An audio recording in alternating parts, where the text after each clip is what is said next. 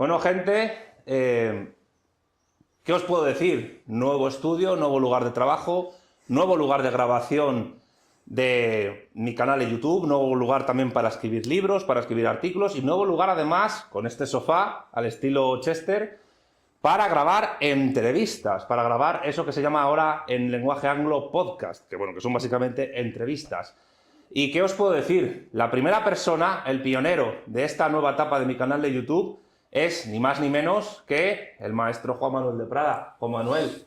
Muy buenas, ¿qué tal? Un placer, Santiago. Pues aquí, bueno, ¿te gusta el sofá o cómo lo ves? Me parece excelente, la verdad. Hay que mover un poco la posición para mirar al entrevistador, porque Sí. si no parece como que... Pero francamente muy bien, muy bien. Veo que has instalado aquí un estudio estupendo. Vamos a ir mejorando poco Esto a poco.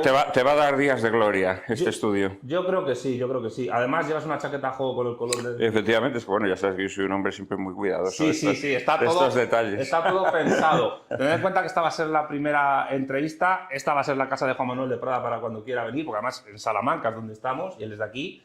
Y vamos a hablar de un montón de cosas, porque has publicado hace nada la segunda parte de Mil ojos esconde la noche, Cárcel de tinieblas. Yo ya me leí la primera, estoy en proceso de leer la segunda y estamos, bueno, casi que esta es la presentación del primer tomo de la situación. Vamos a hablar de los libros, pero también de muchas otras cosas, porque Juan Manuel de Prada da mucho de sí. La presentación de las aventuras de Navales, de Fernando Navales, el antihéroe falangista en el París a punto de ser ocupado en la Segunda Guerra Mundial, y aquí viene el proceso casi de desocupación y de la redención personal prácticamente de este señor. Sí, en la segunda parte, bueno, la novela es una única novela, lo que pasa es que, claro, es tan extensa que la editorial decidió que había que publicarla en 2 volúmenes. Date cuenta que en total son 1650 páginas, ¿no? Bien, es verdad que de letra bastante espaciada, pero seguramente sea la novela más larga que se ha publicado en España en décadas. Me gustaría saber si ha habido novelas más largas que esta en los últimos tiempos en España.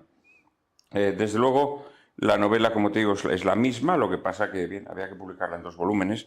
Y ahora en este segundo volumen son los últimos años de la ocupación alemana, desde el 42, cuando la guerra empieza a ensombrecerse para Alemania, y luego ya, bueno, pues todo lo que va a ser la declinación y el crepúsculo wagneriano de Alemania, ya de forma muy marcada a partir del año 43, ¿no?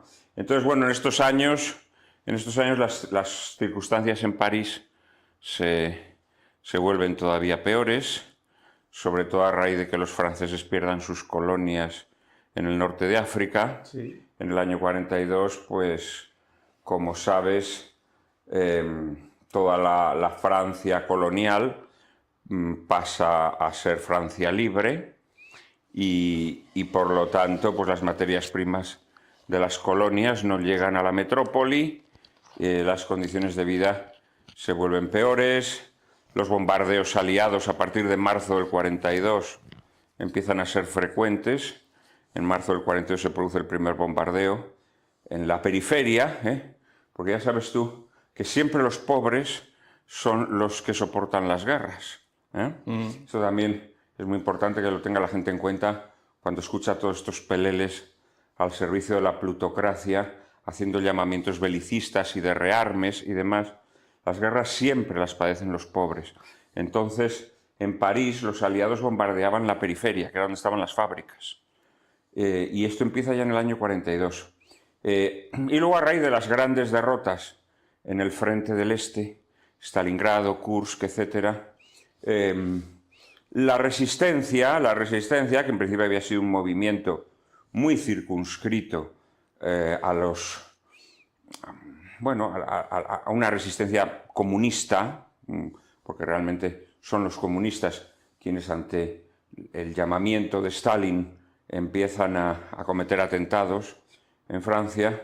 A partir del 43 la resistencia empieza a incorporar más gente, más variada, que comete más atentados, hasta el punto de que en Francia empieza a haber una auténtica guerra civil. ¿Sabes? Una guerra civil.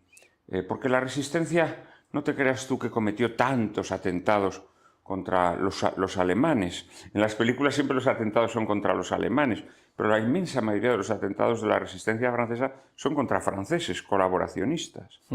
Y llega a haber una situación de guerra civil.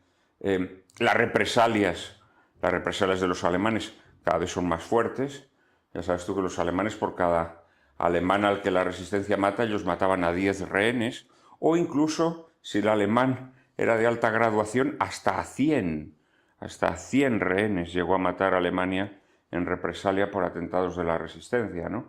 Entonces, bueno, todo ese telón de fondo se va volviendo cada vez más terrible. Son los tiempos de las grandes deportaciones de judíos hacia los campos del este, encabezadas por ese episodio infame del velódromo de invierno en agosto, creo, del año 42, que, como sabes, fue una gran redada de judíos que fue, por cierto, ordenada por la propia policía francesa, sin recibir órdenes de la policía alemana, es decir, motu proprio, que esto también conviene que la gente lo sepa, ¿no? Y por lo tanto, a partir de ahí empieza, pues, también es en el año 42 cuando se impone la cruz cosida a la ropa a los judíos, como San Benito, para distinguirlos. Es decir, todas las condiciones de vida en el París ocupado se vuelven más opresivas. Y en medio de ese ambiente, pues es donde Navales trata de desarrollar esa misión que le ha asignado el policía Urraca de apacentar a los artistas y escritores españoles en París, pero que es una misión cada vez más difícil. Y ya a partir del año 43 casi imposible, porque los artistas exiliados que hasta ese momento habían participado en las actividades culturales de Falange, todavía en el año 42, en octubre del año 42, se organiza la gran exposición de arte español de estos años de la ocupación, que es la Quincena de Arte Español, que se hace en una afamada galería parisina. En ella participan todavía todos los artistas exiliados en París. Es una exposición organizada por la Embajada Española y por Falange, y participan todos los exiliados.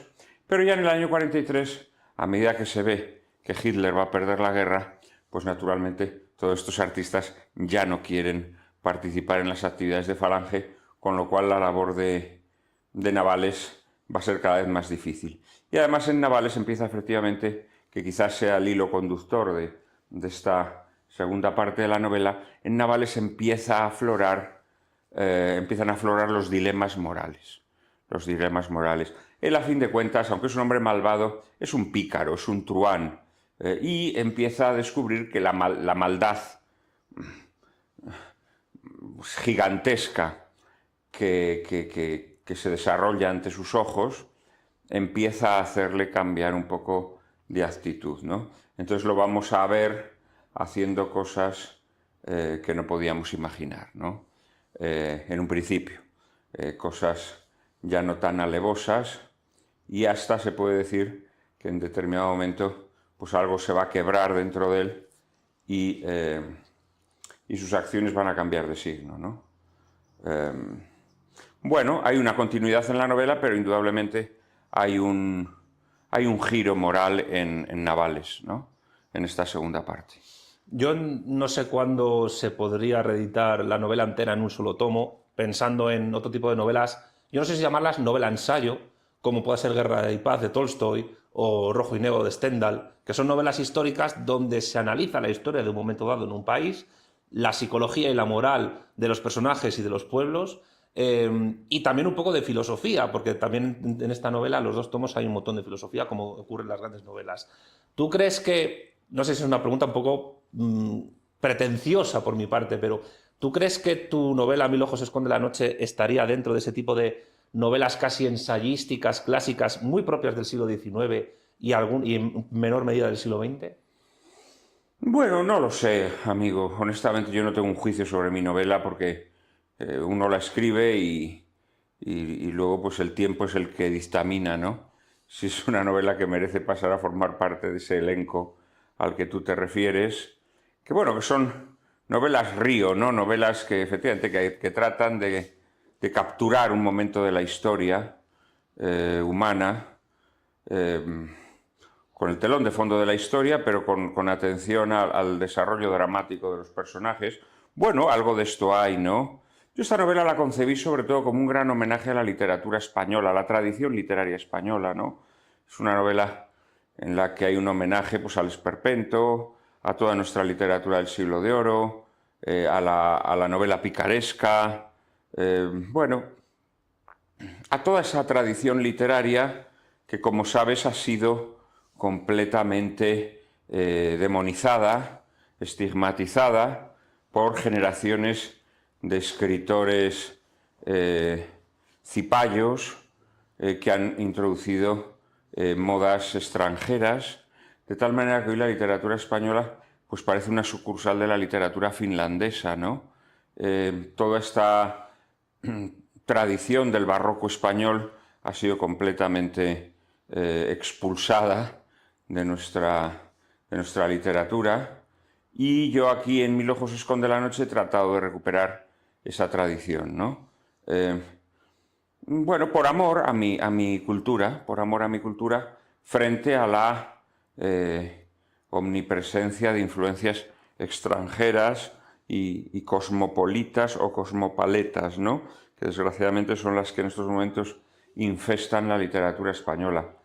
Entonces, a partir de ahí, pues hombre, no sé cuál será el destino de esta obra. Yo desde luego la he escrito con vocación de que sea la obra que de alguna manera me sobreviva, ¿no?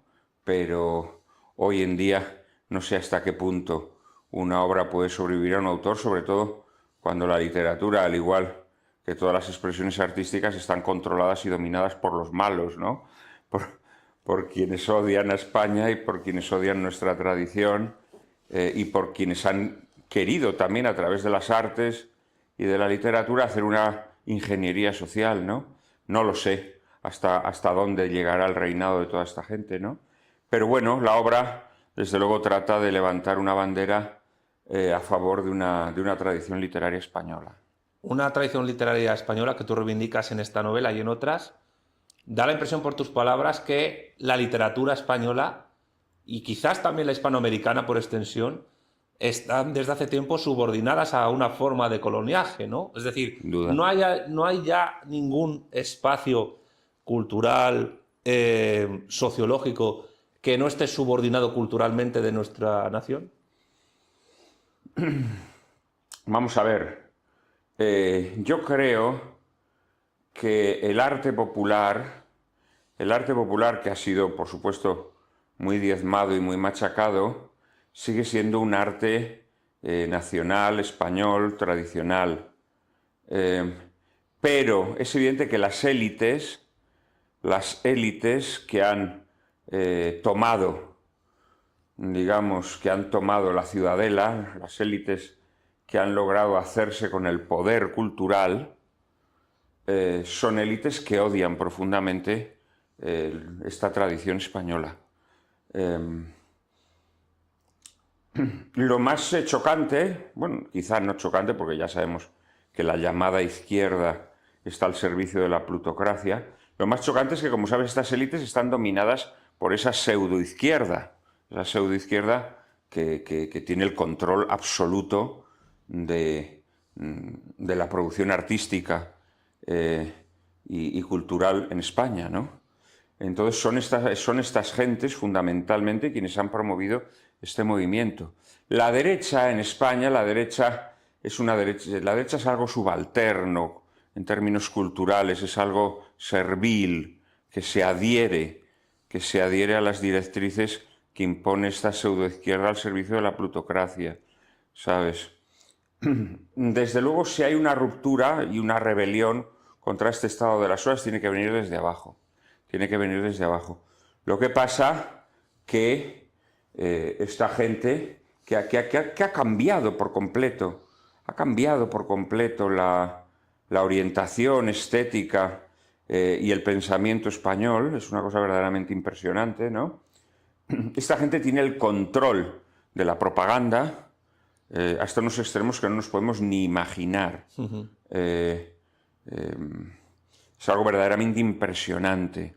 Es algo impresionante. El otro día comentaba yo con un editor, ¿no?, que me decía que en España la gente de derechas, no sé exactamente a qué se refería él con este término, que la gente de derechas compra muchos más libros que la gente de izquierdas.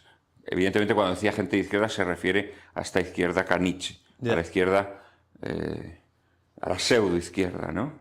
O como dices tú, izquierdas indefinidas, ¿no? Sí. Bueno, en fin, ya sabemos a lo que hablamos, ¿no? Pero que, curiosamente, los libros literarios, es decir, los libros, digamos, con una intención estética, literaria, en cambio, los compra prácticamente solo la izquierda, la pseudoizquierda. ¿Por qué? Pues porque esta izquierda cipaya, esta izquierda al servicio de la plutocracia, esta izquierda genuflexa ante el cosmopolitismo, ante lo anglosajón, etcétera, etcétera, esta izquierda ha logrado crear un público encapsulado que absorbe, digamos, estas líneas estéticas que ellos han querido imponer. Claro, tiene que haber una rebelión contra esto. No sé cuándo se producirá. No sé cuándo se producirá, pero yo creo que tarde o temprano tiene que haberla. En líneas generales, yo creo que la gente que no se ha sometido, es gente que ha desarrollado, digamos, una aversión o un mecanismo de defensa frente a esta literatura que nos tratan de imponer. Pasa lo mismo con el cine español. Es decir, el cine español, hay mucha gente que no lo va a ver.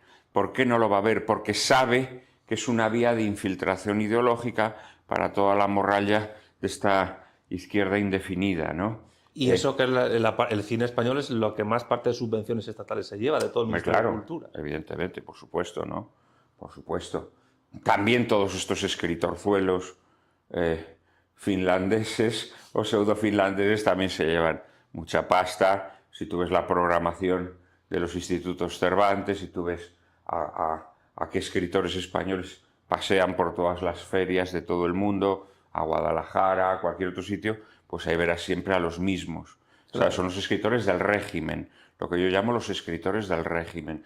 Esta gentuza al servicio del poder está también subvencionada, promocionada en todo evento cultural organizado por el tirano, ¿no? Por la tiranía, por el régimen del 78. Entonces, bueno, yo en esta novela, como te decía, en Mil ojos esconde la noche, pues trato también de proponer una recuperación de nuestra tradición literaria, ¿no?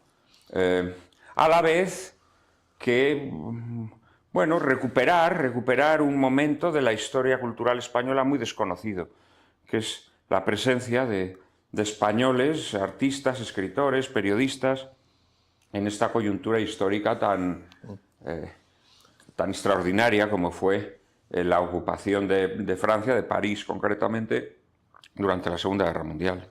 Ya que has hablado de etapas históricas y de izquierdas y derechas, y teniendo en cuenta que Navales fue, como personaje ficticio de una ficción histórica, parte de Falange Española, que es un movimiento político, un partido, que en su día no se reclamó ni de izquierdas ni de derechas, ahora algunos lo llaman tercera posición. Un movimiento, quería José Antonio, ¿no? Más que un partido.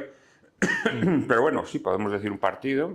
Bien, bueno, sí, legalmente se constituyó como tal y luego fue incorporado con el decreto de unificación a ese contubernio que formó el franquismo, el movimiento nacional. Tercera posición, que es un término que a mí personalmente pues, me parece igual de problemático que izquierda y derecha, porque metes en un cajón desastre movimientos que no tienen nada que ver uno con otro. Es decir, Hitler, Falange, con Perón, etc. Falange, podríamos decir, mi amigo Miguel Ayuso dice que Falange fue un ente de razón. Con esto lo que quiere decir es que en realidad no fue nada en concreto, fue una bandera a la que se apuntó gente muy diversa. Sí. ¿Sabes? Gente muy diversa. Desde monárquicos alfonsinos. Gente de la Ceda. Gente de la Ceda, efectivamente. Hasta anarquistas incluso. Gente de muy diverso pelaje, y además con un alto, en un primer momento, con un alto porcentaje de escritores, curiosamente. A veces eran escritores conservadores, no más, podía haber algún rebotado también de la izquierda. Bueno, era gente de diverso pelaje. Galvanizados por la figura de José Antonio, que en José Antonio pues convive, hay indudablemente una influencia fascista importante, el deslumbramiento que Mussolini produce en los años 30 en muchos movimientos políticos es evidente, pero también conviven elementos tradicionales y, desde luego, una inquietud social fuerte. En Falange, esto hay que reconocerlo, en Falange hay una preocupación por las clases o por la población española menos favorecida o más explotada, ¿no? Luego, con esto, pues Franco hace una especie de zurriburri con el decreto de unificación, mezclando a los carlistas aquí, metiéndolos, bueno, a los carlistas domesticados, ¿no? Los que Sí, se claro. dejaron meter. Y entonces ya hace una cosa... bueno, previamente estaba también, claro, estaban las Jons de Ramiro Ledesma, que es otra cosa también. Las Jons es más fascista. Bueno, no vamos a ver, esto seguro que lo has explicado tú miles de veces aquí a tus seguidores, con lo cual lo saben, ¿no? Con esto lo que quiero decir es que Falange son muchas cosas, ¿no? No es algo claro, ¿no? Quizá la parte más, a mi modo de ver, más auténtica o verdadera de Falange sería la que tiene que ver con estos elementos tradicionales que están indudablemente en el pensamiento de José Antonio. Pero luego hay muchas incrustaciones foráneas. Y luego ya con el decreto de unificación, la realidad es que Franco lo que quiere es una burocracia controlada, Y de alguna manera Falange se va convirtiendo en eso, ¿no?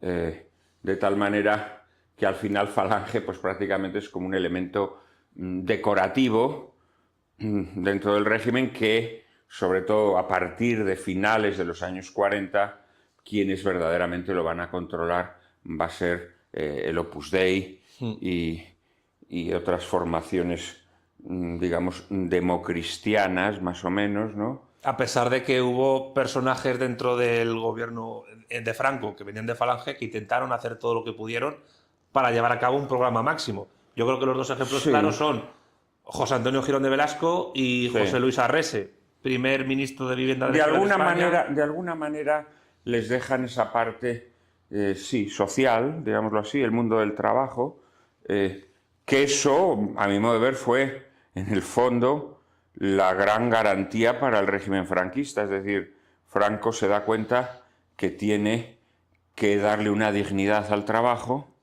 que no tenía. Esto también hay que reconocerlo. Es decir, yo creo que los trabajadores durante la dictadura franquista tienen unas garantías laborales que no habían tenido nunca y que luego no van a volver a tener, porque no olvidemos que el régimen del 78, que se construye sobre todo en los pactos de la Moncloa, lo que hacen es desactivar toda la protección al trabajador. Ciertamente sí, yo creo que Falange se concentra sobre todo en esta labor, ¿no? Que yo creo que fue meritoria porque si no probablemente pues España se habría convertido en un país capitalista liberal más, ¿no? Y que de alguna manera los falangistas hicieron este contrapeso. Entonces me preguntabas que dónde situaría yo Te iba a preguntar a Navales dentro de este mejunje. No solo dentro de ese mejunje, te iba a hacer una pregunta un poco más, quizás complicada, porque ahora estábamos hablando de actualidad. Pero claro, ahora con tu intervención me salen más preguntas, pero voy a intentar volver a la primera. Tú, que eres la persona seguramente en este planeta que mejor conozca a Fernando Navales. Hombre, sí, inevitablemente. Creo que es así. Él es un hijo de su tiempo. Le presentas como un hijo de su tiempo. Un hombre que está actuando en los años 40 del siglo XX en Francia, que es español, que es falangista. Si Navales viviera actualmente, ¿qué ideología tendría? ¿O dónde estaría, según tú? Bueno, primero habría que explicarle a nuestros oyentes dónde está Navales en el año 40, ¿no? Bueno, Navales ha formado parte, digamos, de la Guardia Pretoriana de José Antonio, es un camisa vieja, y considera que la Falange está traicionando el legado del ausente, está traicionando el legado de José Antonio con su conversión en esa burocracia al servicio de Franco, promovida con el decreto de unificación, etcétera, etcétera. Navales no es especialmente simpatizante de los nazis, disfruta, es por supuesto radicalmente antimonárquico. En Falange había un odio hacia los Borbones, en líneas generales bastante saludable, derivado de que José Antonio consideraba que Alfonso XIII había traicionado a su padre y lo había abandonado. Y eso que Alfonso XIII en un momento dado le ofrece sus servicios a Franco. Y Franco le desdeña completamente. Sí, sí, lo que pasa que, vamos a ver, sí, indudablemente, claro. Pero sí es cierto que Alfonso XIII abandona a Miguel Primo de Rivera, ¿no? Esto primero le confía al Estado, lo pone todo en sus manos y llegado el momento, pues lo deja tirado. Primo de Rivera tiene que morir en el exilio, en París, por cierto. Entonces, José Antonio esto no se lo perdona a Alfonso XIII, y los falangistas de primera hora son muy rabiosamente antiborbónicos. También los Navales, ¿no? Navales, como te digo, no siente especial atracción por los nazis, más allá de que en un primer momento, cuando Alemania humilla a Francia, sí disfruta del panorama, porque él lo que sí es un convencido de que las democracias liberales están podridas, ¿no? Están podridas.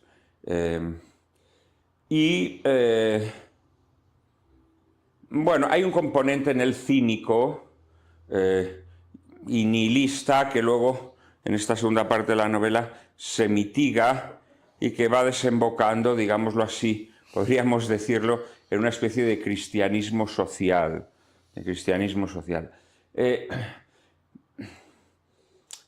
Naturalmente la abomina de toda la labor de la sección femenina, de toda la conversión de Falange en esa burocracia a la que aludíamos antes, etcétera, etcétera.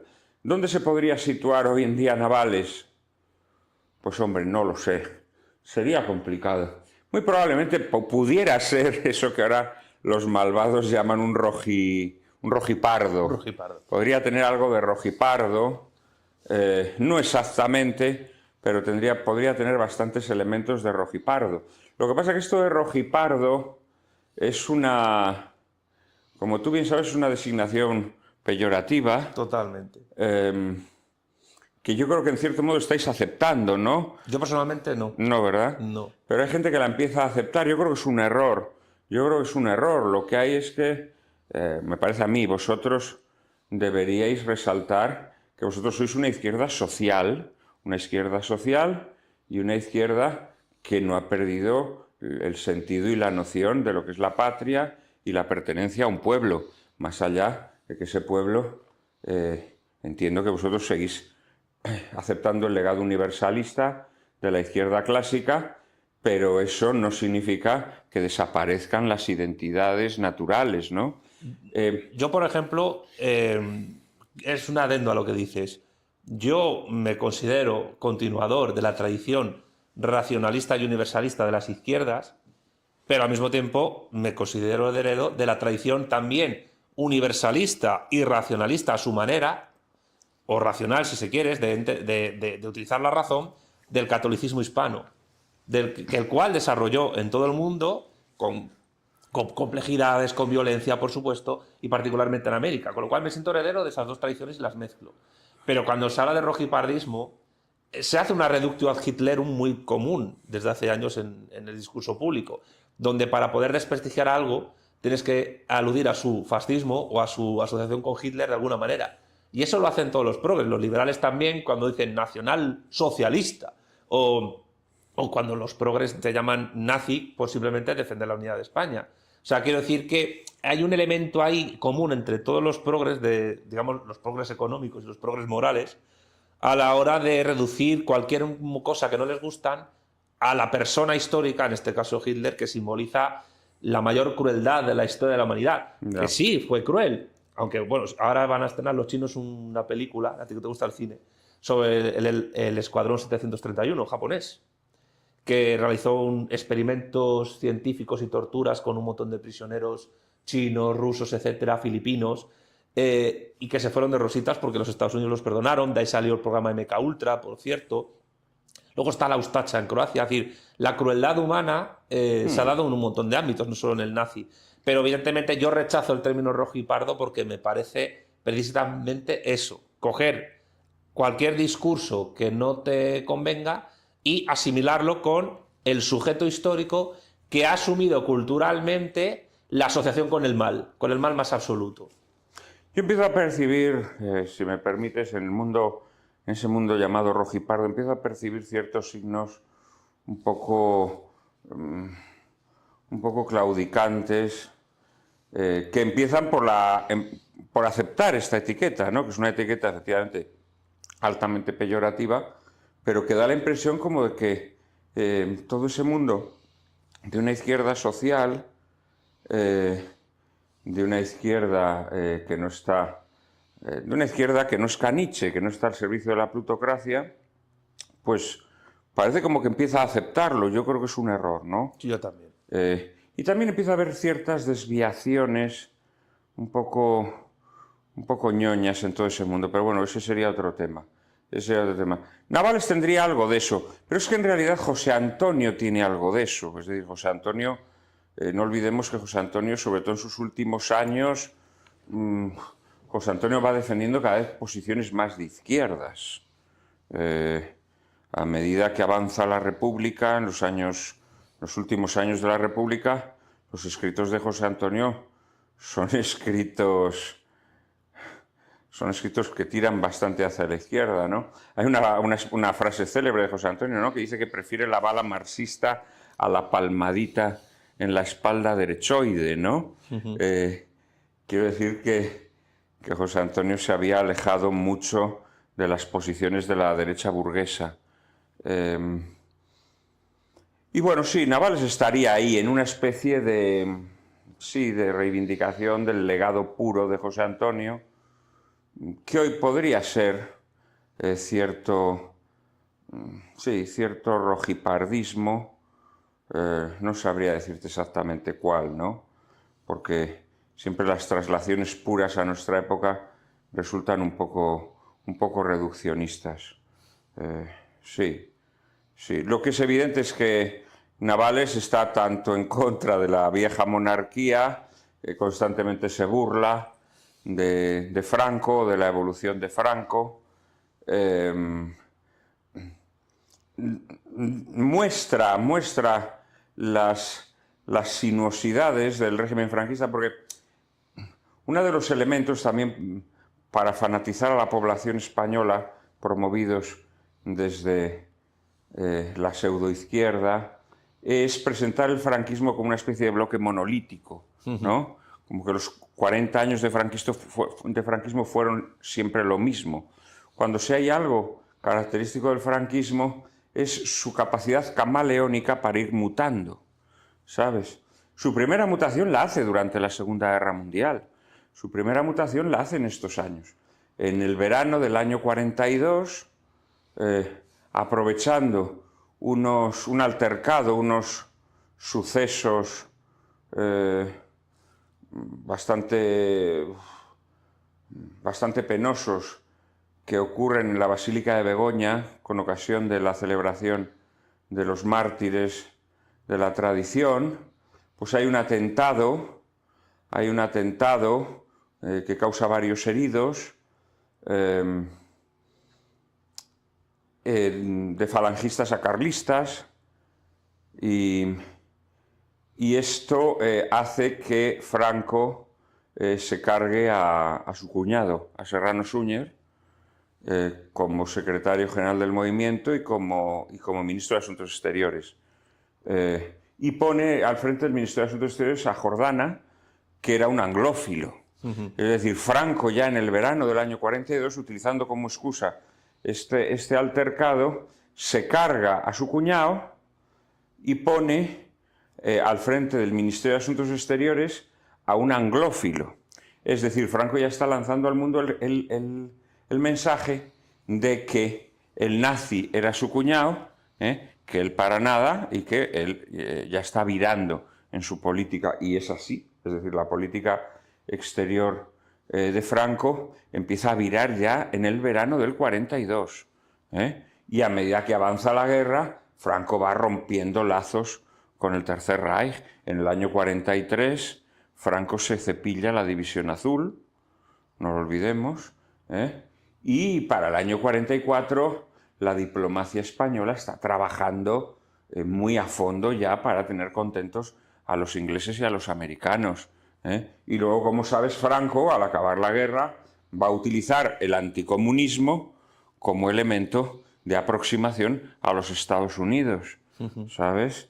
De tal manera que a finales de los años 40, principios de los años 50, la diplomacia española ya se ha metido en el bolso a los Estados Unidos. Aquí desarrolló una gran labor subterránea un personaje de mi novela, un personaje muy gracioso de mi novela, el embajador Lequerica. Sí. Lequerica, que fue embajador en Francia durante la Segunda Guerra Mundial, luego fue fugazmente ministro de Asuntos Exteriores en un momento poco afortunado, porque claro, él venía de ser embajador en Vichy y evidentemente cuando Franco lo nombra ministro de Asuntos Exteriores en el año 44, pues claro, es un ministro que no da buena imagen ante los aliados al haber sido embajador en Vichy. Entonces se lo carga en el verano del 45, pero Lequerica empieza a hacer labor subterránea como embajador ambulante, y en Estados Unidos él trabaja mucho. Estados Unidos no reconoce a España diplomáticamente en esos años, pero Lequerica, como embajador ambulante, pues llega allí como para organizar la oficina de negocios en Estados Unidos y empieza a camelarse a los senadores. Es muy interesante, yo he visto los papeles de Lequerica, es muy interesante cómo el tío se curra muchísimo a los americanos. Y a comienzos de los años 50, España ha logrado un reconocimiento por parte de los Estados Unidos, que, como sabes, pues va a coronarse con la visita de Eisenhower, va a coronarse con los tratados que se firman, con la cesión de las bases militares, etcétera, etcétera, y España se convierte en un país absolutamente reconocido en la comunidad internacional. Entramos en la ONU también. En la ONU, efectivamente. Quiero decir que esa visión de un franquismo monolítico es un chiste para idiotas, ¿no? O sea, pero yo entiendo que esta gente, estos manipuladores sociales que están al frente del régimen del 78, pues evidentemente lo que buscan es un público, es un rebaño de zoquetes, ¿no? Y de gente que funcione con maniqueísmos grotescos, pero el franquismo tiene una evolución, como te digo, muy clara, y en cada momento histórico va adquiriendo encarnaduras diversas, ¿no? De esto Navales se da cuenta en la novela, ¿no? Navales es un hombre que se da cuenta que Franco es un tío que está virando. Franco además era más bien anglófilo. Él, por formación militar, él admiraba a Inglaterra, ¿sabes? No olvidemos que Franco incluso había querido ser masón en su juventud. Y en líneas generales Franco tenía una gran devoción por ciertas tradiciones militares inglesas. Y en líneas generales, a medida que avanza la guerra, sí, Franco va abandonando toda la parafernalia nazi-fascista. Esto es así, ¿no? Y el franquismo muta a una suerte de régimen, algunos lo llaman corporativo, autoritario, pero sí es verdad que hay un componente todavía cristiano muy importante de doctrina social de la Iglesia, mezclado con algunos toques de nacionalsindicalismo, a mi juicio, y eso lleva pues políticas de vivienda, políticas laborales, que ni siquiera existían en regímenes anteriores, quizás el de Miguel Primo de Rivera. Hace poco hice yo un vídeo sobre la Segunda República, y es un dato muy curioso. La Segunda República, que ha pasado a la historia como el modelo a seguir por las izquierdas españolas, las indefinidas sobre todo, no nacionalizó, no estatizó ninguna empresa de las que existían. Había empresas, incluso Telefónica estaba en manos de ITT, empezó siendo una empresa pública y la Segunda República está en manos de una transnacional estadounidense, los ferrocarriles españoles y los tranvías en manos de empresas francesas o belgas, y sin embargo con Franco hubo un montón de empresas estatales y mixtas enorme. Sí, que luego el régimen del 78 vuelve a poner en manos privadas en un expolio, bueno, una cosa vergonzosa lo que se ha hecho, ¿no? Pero lo rocambolesco de la historia de España es que, por lo menos desde mi perspectiva, tenemos un régimen autoritario que ha pasado al imaginario colectivo como un régimen donde básicamente vivíamos en el Paleolítico Superior, aunque nos convertimos en una de las primeras potencias industriales del planeta, y luego llegó un partido llamado Partido Socialista Obrero Español, que lo ha explicado Alicia Melchor muy bien en artículos suyos, cuando llegó al poder liberalizó, privatizó a más de 50 empresas estatales y mixtas españolas. Y ahí está la cuestión, digamos, propagandística del régimen del 78 y particularmente del PSOE, del cual yo considero que es su columna vertebral, que se vende como el epítome del progreso de la izquierda, pero que más política liberal hizo en España en el siglo XX fue el PSOE. Yo te pregunto, es una pregunta, lo digo porque hay un libro que se llama así, Franco-Socialista, y al mismo tiempo, pues a su autor le entrevisté y te hago la misma pregunta que le hice a él. Obviamente él respondió una cosa derivada del nombre de su libro. Juan Manuel, ¿Franco fue más socialista que el PSOE? Bueno, esto sin duda. Bueno, no sé si socialista, esto sería... Indudablemente fue mucho más social. Entonces, sí, yo creo que la inquietud social del régimen franquista es superior a la del régimen del 78, cuya columna vertebral, como tú bien has dicho, es la PSOE, ¿no? La PSOE. Pero bueno, yo creo que esto, no sé, no admite ningún tipo de dudas, ¿no? Cualquier persona que tenga una cierta edad sabe perfectamente la protección que tenía un trabajador durante la época franquista.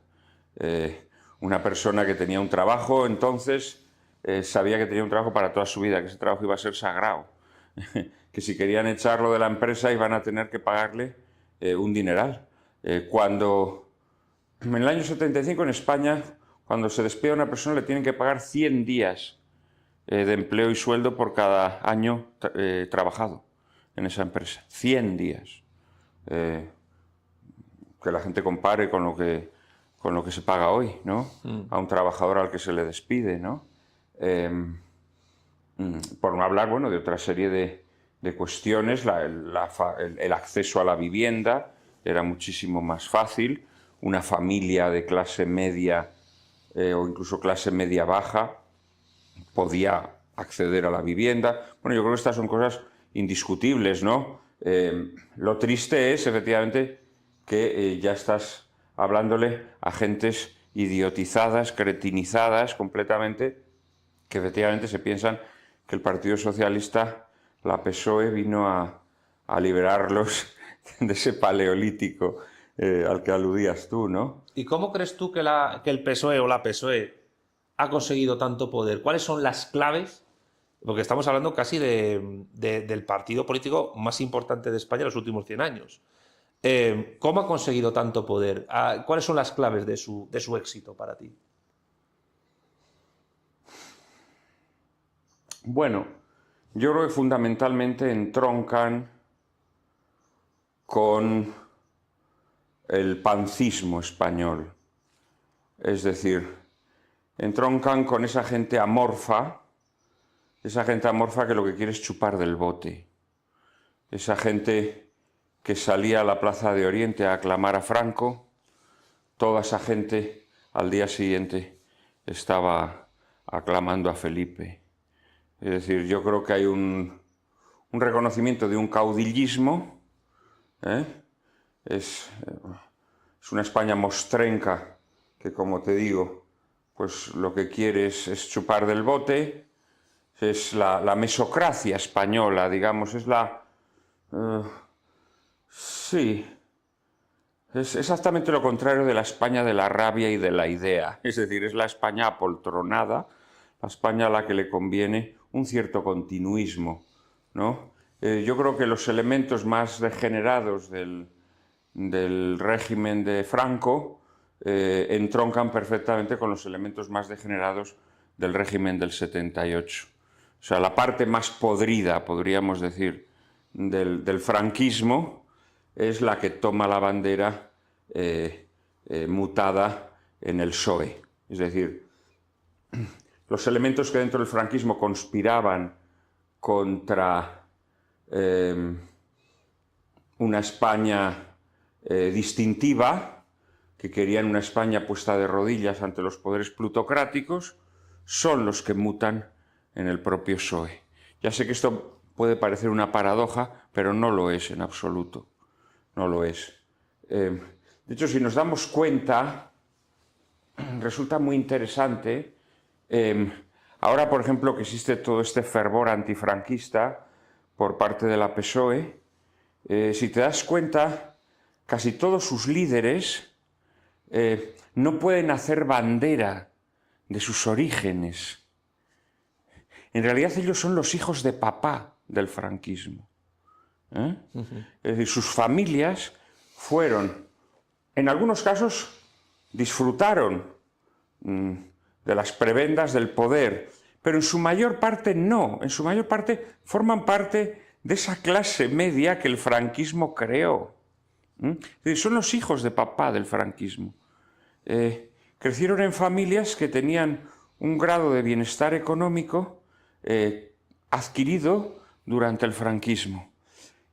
Y toda su revuelta contra el franquismo, aparte naturalmente de del elemento demagógico y cainita, toda su revuelta tiene que ver con el resentimiento que ellos sienten hacia sí mismos, porque saben que son un producto del franquismo. ¿Sabes? El franquismo el franquismo cometió muchísimos errores, indudablemente, ¿no? En todos los órdenes.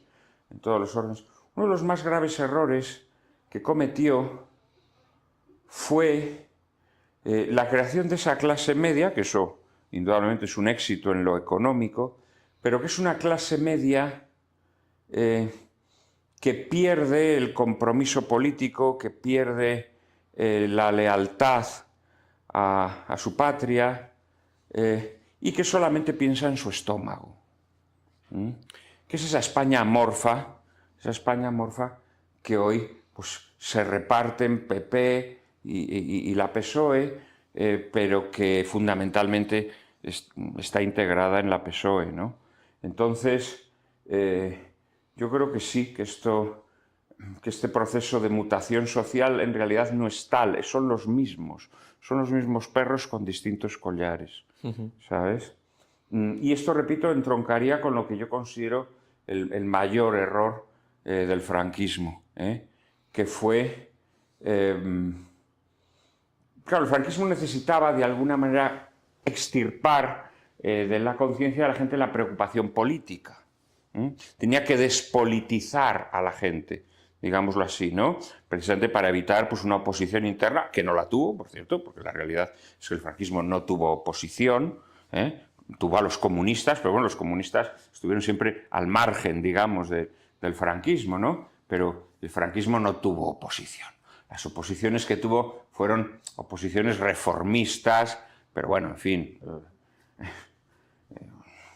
Luego todo eso se ha magnificado, pero en fin, el franquismo logra efectivamente despolitizar a la sociedad española. Pero al despolitizarla genera esas capas sociales, aprovechateguis, esas clases sociales pancistas, esas clases sociales chupópteras, esas clases sociales que quieren vivir de la teta del Estado. De la subvención, ahora. De la subvención. Y todo eso es lo que entronca con el macizo de soporte social de la PSOE. Esta es la realidad. Y entonces, hoy en día, los demagogos que promueven el antifranquismo fundamentalmente son los hijos de papá del franquismo. Es verdad que en un momento dado, cuando se empezó a hablar de memoria histórica con Zapatero, había un momento histórico a partir de los años 50 donde no se investigaban casos que tenían que ver con la memoria histórica, es decir, desapariciones, torturas, fosas, etcétera. Que hay fosas por los dos bandos. Y tiene que ver en gran medida porque muchos ministros y altos cargos del PSOE, y algún militante de base también, provenía de esas familias que tú dices. La propia María Teresa Fernández de la Vega es un caso, ¿no? Que viene de gente de alta alcurnia. Bueno, vamos a ver, no, los hay que proceden de las élites franquistas. Sí. Pero yo ya no me estoy refiriendo a estos, que también, por supuesto, muchos proceden de las élites del franquismo. Pero yo ya ni siquiera me refiero a eso, me refiero a esa gente que logró un estatus social gracias a lo que fue el franquismo, gracias a los éxitos económicos del franquismo. Claro. Gracias a los éxitos económicos del franquismo. Y de alguna forma esa mesocracia que logra el régimen franquista. De ahí proceden casi todos ellos. Los gerifaltes de la PSOE fundamentalmente proceden de ahí. Los que tenemos hoy no vienen de viejas familias republicanas, no vienen del exilio, no vienen ni siquiera del exilio interior. No, vienen de ahí, de la mesocracia que genera el franquismo. Esta es la cuestión. Son los hijos de papá del franquismo. La PSOE es la organización de los hijos de papá del franquismo. Lo que pasa que es gente, como digo, con un gran resentimiento, porque, claro, tiene que ser muy chungo cantar la Internacional cuando sabes que tú eres un hijo de papá del franquismo. Entonces ellos desarrollan un resentimiento contra lo que son. Entonces ellos se convierten en sacos de pus. Porque, claro, saben que están enarbolando unas ideas grotescas para engañar a las masas cretinizadas, que no tienen nada que ver con lo que ha sido su vida. Entonces, claro, ese resentimiento contra sí mismos lo convierten en este cainismo de locos en el que estamos inmersos, ¿sabes? En donde luego además se hacen reconstrucciones grotescas de la historia. Reconstrucciones grotescas, pues eso, esa visión monolítica del franquismo, esas visiones locoides de estos años, por ejemplo, ¿no? Esta novela, si por algo resulta impactante, es porque de repente pues, vamos a ver a todos los exiliados, artistas exiliados, colaborando en las actividades de Falange en el año 40, 41, incluso 42, incluso en el año 42. Esto llama mucho la atención, ¿sabes? A quienes tienen ideas maniqueas y grotescas de la historia, pero vamos a ver, la inmensa mayoría de estos exiliados, esta es otra cosa disparatada, la gente tiende a pintar el exilio como de personas muy marcadamente ideologizadas. Bueno, había algunos elementos del exilio muy marcadamente ideologizados. Otros eran señores simplemente, bueno, que tenían algún tipo de implicación con la República y eso les llevó al exilio. ¿Qué habría sido de ellos si la historia hubiera tenido otro rumbo? Si Hitler hubiese ganado la guerra. ¿Cuál hubiera sido su vida? Pues hubieran tenido que amoldarse a las circunstancias, ¿no? Bueno, o tal vez emigrar a América, a los Estados Unidos, no lo sé. Pero en líneas generales han logrado crear una visión del pasado totalmente demente. En esta visión también ha participado la derecha. Esto también hay que decirlo. Yo en mi novela retrato un caso que a mi modo de ver es muy interesante para entender también lo que ha sido la derecha en su relación con el franquismo, que es el caso de Gregorio Marañón. Sí. El caso de Gregorio Marañón a mí me parece muy interesante. Que tiene un ten con ten en el primer tomo con Navales psicológico tremendo, por cierto. Sí, vamos a ver, Navales, efectivamente, claro, Navales, que es un camisa vieja, se da cuenta que Marañón, liberal republicano, va a ser asimilado por el régimen franquista y va a ser aceptado, y no solo aceptado, sino reintegrado a España con todos los honores. Entonces, de alguna manera, Navales, su reacción es la del hijo primogénito en la parábola del hijo pródigo, ¿no? Que dice, hombre, ya está bien, ¿no? Este que ha ido a dilapidar tu hacienda ahora vuelve y le pones el ternero más cebado, ¿no?, de la casa. Esto no puede ser, ¿no? Entonces Navales de alguna manera tiene esa reacción. Pero el caso de Marañón a mí me parece muy interesante, porque Marañón, que era como te digo, un liberal, en algunos aspectos un liberal progresista, en otros casos un liberal moderado, pero bueno, un intelectual republicano, abomina de la República cuando presencia en Madrid en el año 36 los crímenes que se perpetran en Madrid. Él mismo teme por su propia vida, porque se le obliga a firmar manifiestos y a lanzar proclamas en la radio de cosas que él no defiende. Empieza a temer por su vida, se marcha de España y se va a París a comienzos del año 37. Cuando él llega a París, él primero hace un ejercicio de pedagogía muy meritorio, escribe unos artículos explicando lo que está pasando en España y arrepintiéndose como liberal de haber defendido a la República y no haberse dado cuenta de que la República estaba degenerando. Entonces él le explica a los franceses que en España hay una guerra, pero que la gente no se piensa que es una guerra de totalitarios contra demócratas, que en el bando sublevado pues hay totalitarios fascistas, pero que luego hay mucha gente que no es totalitaria, pues que hay monárquicos alfonsinos, hay carlistas, hay conservadores, hay liberales, hay republicanos de derechas, y que en el bando republicano que no hay solo demócratas, que también hay totalitarios, que hay anarquistas, que hay comunistas, que hay republicanos de hazaña, que bueno, en fin, hace una visión bastante, creo, ecuánime de lo que es la guerra civil, y él toma partido por Franco. Él toma partido por Franco de forma muy marcada ya durante la guerra. Antes de acabar la guerra su adhesión a Franco es completa y desde luego a partir del año 39 pues su colaboración con Falange en París es enorme. En la novela se cuenta cómo él participa en todas las actividades culturales de Falange, hasta el punto de que él consigue el perdón de Franco, consigue que algunos aspectos de su pensamiento que eran un poco indigestos, como por ejemplo, él era partidario de la eugenesia, que como tú bien sabes, la eugenesia en los años 20, por ejemplo, y 30, no era una cosa nazi, era una cosa que se defendía sobre todo desde el mundo anglo. Sí. Estados Unidos e Inglaterra, fundamentalmente, eran los grandes países donde la eugenesia triunfaba. Pues Marañón, que era un moderno, había defendido la eugenesia, por ejemplo, ¿no?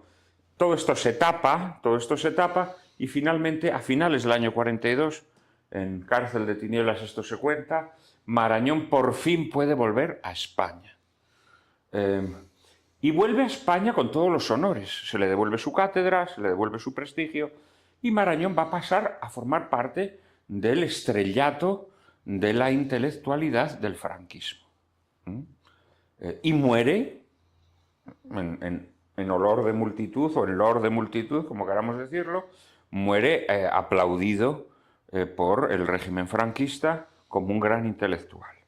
Esta es la realidad, Bueno, me falta añadir que su hijo, homónimo del mismo nombre, participa como alférez voluntario en la guerra civil en el bando sublevado.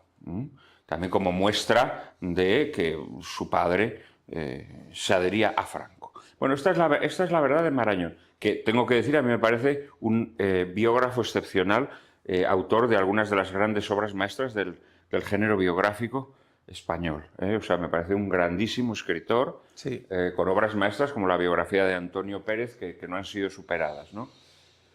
Bien, Marañón es esto. ¿Qué hace su familia y sus estudiosos? Pues para que no nos demos cuenta de que son una familia que ha sido beneficiada por el franquismo gracias al inmenso prestigio de su padre, que es acogido por el franquismo y encumbrado a lo más alto, se inventan el mito de que Marañón pertenece a la Tercera España. La célebre Tercera España. Se puede decir el mito de la Tercera España, casi. El mito de la Tercera España. El mito de la Tercera España. Es decir, la derecha franquista se tiene que inventar que no fue franquista. Vamos a ver, si franquistas, en primer lugar, fueron todos. O sea, porque España era franquista. Y esta mesocracia a la que yo aludo era franquista. Iban allí a amueblar todas las aclamaciones al caudillo en la Plaza de Oriente. El 99% de la población española era franquista, pero no de forma traumática. Era franquista, pues como ahora son, no sé, domingueros, joder, o sea, que es que... O como ahora son, yo qué sé, demócratas europeístas. Efectivamente, era una cosa mostrenca, eran franquistas. Había otros que no, eran franquistas con todas las de la ley, ¿no? Pero, fíjate qué interesante, ¿no? Los sucesores de Marañón se inventan el rollo de que Marañón era la Tercera España. ¿Pero qué Tercera España? Que no, Marañón había sido primero la Primera España y después la Segunda España. Nada de Tercera España. Marañón no se mueve en la ambigüedad, en absoluto. Eso no quiere decir que Marañón pierda la dignidad, no, todo lo contrario. En mi novela también se ve. En la primera parte, la conferencia esta que da defendiendo la aportación de los sefarditas a la cultura española. Conferencia que da delante de los gerifaltes nazis en el año 41. Hay que tener mucho valor para eso.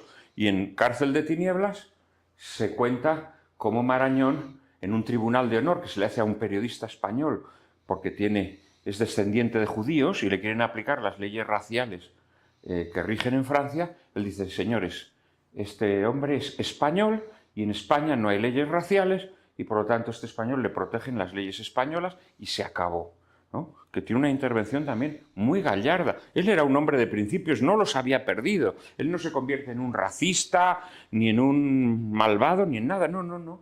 Él ciertamente se convierte en una persona que mantiene sus principios, pero que se pasa al otro bando. Bien, esto es así, ¿no? Bien, pues eso se ha ocultado. ¿Por qué? Pues porque evidentemente la familia de Marañón, para poder seguir disfrutando en el régimen del 78 de las prebendas de las que disfruta en el régimen de Franco, necesita abominar de Franco, necesita abominar del franquismo. Y esto lo ha hecho mucha derecha española también. No solo en el caso de Marañón, hay muchos más casos. Claro, lo he puesto como ejemplo. Claro, por eso te lo decía. Destacado, lo he puesto como ejemplo destacado, como ejemplo muy digno de estudio, ¿me entiendes? Porque, bueno, algún descendiente de Marañón, como sabemos, pues ha tenido que ver en la contratación del hermanísimo del doctor Sánchez, por ejemplo, ¿no? Sí. Quiero decir que hay unos lazos, hay una continuidad entre lo que fue el franquismo, esa parte, digamos, sociológica del franquismo, y la PSOE. Hay una continuidad evidente, ¿no? De tal manera que familias que disfrutaron del estrellato durante el franquismo han podido, de forma muy sencilla y natural, seguir disfrutando de prebendas durante el régimen del 78. De forma natural, simplemente abominando de Franco. De alguna manera yo diría que Franco se ha convertido en el payaso de las bofetadas para que diversos aprovechateguis de izquierdas y derechas puedan montárselo bien. Claro. Es como una especie de pelele al que tienes ahí, ¿no? De punching ball, al que les pegas unos cuantos golpes, ¿no? Y con eso ya muestras como una carta de pureza, de ejecutoria de sangre, ¿no? De pureza democrática. Ajá. Esto es muy interesante, A mí me parece una mutación muy, muy interesante. Ya que dices la palabra mutación, es que me viene la pregunta al pelo ahora que te estoy escuchando. Esta pregunta se la hicieron a Gustavo Bueno hace años en un programa de televisión española, Un paseo por el tiempo con Julia Otero y tal. Te la voy a hacer yo a ti. ¿Tú dirías que la democracia actual, la democracia coronada, borbónica, parlamentaria del 78, es una transformación interna del régimen franquista? Te lo digo porque gente, tanto de la llamada derecha como de la llamada izquierda, vende la transición como una ruptura con el pasado dictatorial. Pero a tenor de lo que estás diciendo, que es a nivel personal, pero entiendo yo que ese nivel personal está conectado con un nivel institucional también. ¿Tú te atreverías a decir que el régimen actual es una transformación interna del franquismo? No, yo no diría esto, más allá de que exista, como te digo, este sustrato sociológico, que como te digo, yo creo que fue el gran error del franquismo. A través de la despolitización crea una España egoísta, una España pancista, una España aprovechategui y chupóptera, que efectivamente esto sí entronca con esa masa democrática que vota fervorosamente a la PSOE o a los tontos útiles de la derecha, ¿no? Eso sí, eso sí. Pero creo que hay elementos en el franquismo que, aunque fueran un poco farisaicos, sobre todo en determinadas fases del franquismo, no se pasan a la democracia, ¿no? Es decir, al régimen del 78. Y el régimen del 78 nace con un propósito claro, cipayo, de sumisión a poderes transnacionales, que el franquismo, habiendo hecho muchas concesiones, entre otras porque para sobrevivir, como estamos hablando ahora, a comienzos de los años 50, tiene que aceptar ciertas concesiones, esto es inevitable, ¿no? Y desde luego esas concesiones se van a mantener a lo largo del tiempo. Pero bueno, no olvidemos, por ejemplo, por poner un ejemplo, que durante el franquismo no hubo embajada en Israel, por ejemplo. Es decir, la sumisión al poder plutocrático transnacional plena que existe en el régimen del 78, desde su momento fundacional, desde los pactos de la Moncloa, eso no existe durante el franquismo. Esto hay que reconocerlo. Esta es una diferencia fundamental, a mi modo de ver. Tú que eres materialista, esto hay que reconocerlo. Sí, Ahí sí. hay un salto. No hay una transición. De hecho, es Felipe González quien reconoce a Israel. Por primera vez España es con el PSOE con quien lo ocurre. Hay un salto. Es decir, la sumisión de España a poderes transnacionales plutocráticos, más allá de que durante el franquismo hubiese concesiones, hubiese ciertas sumisiones, lo que es la sumisión plena se produce a partir de los pactos de la Moncloa. De hecho, de alguna manera, yo te diría que el principio programático del régimen del 78 es la sumisión a los poderes plutocráticos. Este es el principio programático fundamental. Luego creo que hay otras diferencias. Que hacen que no se pueda hablar de una transición. Más allá, por ejemplo, de que el catolicismo se convierta en algo un poco de fachada y farisaico durante el franquismo, es evidente que sí había unos principios cristianos rectores que de alguna manera organizaban la política española, o al menos mitigaban los aspectos más escabrosos de ese capitalismo que se está imponiendo inevitablemente en España, ¿no? Tú has hablado de la inquietud social de la Falange, que fundamentalmente es una inquietud que tiene una raíz cristiana, ¿no? El régimen del 78, más allá de que consagre una especial colaboración con la Iglesia, no sé qué, el régimen del 78 es anticristiano, abiertamente anticristiano. De hecho, el régimen del 78 lo que ha conseguido es apoltronar a la Iglesia mediante la asignación presupuestaria. La ha convertido en una iglesia lacaya que depende de la limosna que el Estado le da. Que esa es la vieja idea liberal. Los liberales hacen la desamortización, despojan a la Iglesia de sus tierras y a cambio le dan una asignación presupuestaria. ¿Para qué? Para tenerla de rodillas. El régimen del 78 repite esta fórmula. Tiene a la Iglesia de rodillas, pero se dedica a descristianizar España, precisamente para poder hacer una política económica, por ejemplo, radicalmente anticristiana. Entonces, en este sentido, tampoco creo que se pueda hablar de una transición del franquismo al régimen del 78. Es decir, el régimen del 78 hay un salto, que es un salto de sumisión a los poderes plutocráticos y, por lo tanto, de política anticristiana, porque, evidentemente, el pensamiento católico impulsa un movimiento de justicia social en el seno de la economía que al régimen del 78 no le interesaba, ¿no? Entonces yo creo que sí hay una ruptura. Lo que hay una continuidad es una continuidad sociológica, una continuidad sociológica, en el que el afán de despolitización que promueve el franquismo para evitarse oposiciones internas genera unas capas sociales, repito, sin inquietud política verdadera, pancistas, que esto sí que son absorbidas por el régimen del 78. Ya que has hablado de catolicismo, tú eres católico. En esta evolución del franquismo camaleónica, evidentemente hay hechos tanto internos como externos fuera de España que influyen en esas transformaciones del régimen franquista. Has hablado, por ejemplo, del año 42, de la evolución de la Segunda Guerra Mundial.